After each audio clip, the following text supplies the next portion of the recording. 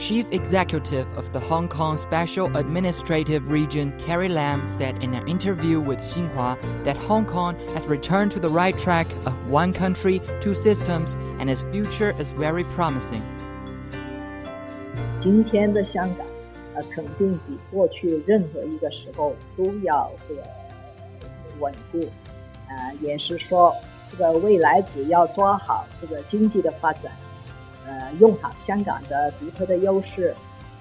在中央的坚强后盾下，我对香港的发展还是充满信心。一国两制是个非常伟大的构想，也是一个开创性的事业，要以一国为本，坚持坚定的维护国家安全主权发展的利益。那么两制就肯定可以有很大的发挥的机会。 Recalling the turmoil in 2019, Lam said that the central government responded decisively by bringing in the national security law in Hong Kong, playing an instrumental role in ending violence and chaos and restoring order in the city. 香港经过了这5年很大的挑战，中央的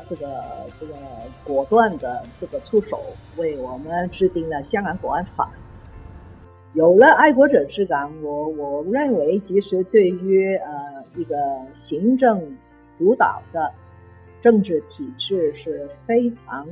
有正面的作用。有了爱国者治港，其实特区的官员应该是更有志气，更有底气。去为香港谋划未来。作为中华人民共和国的一个部分，完全没有一个健全的法律和执行的机制来维护国家安全，是非常危险的。不单是影响香港社会的安全，其实也会为国家为内地的同胞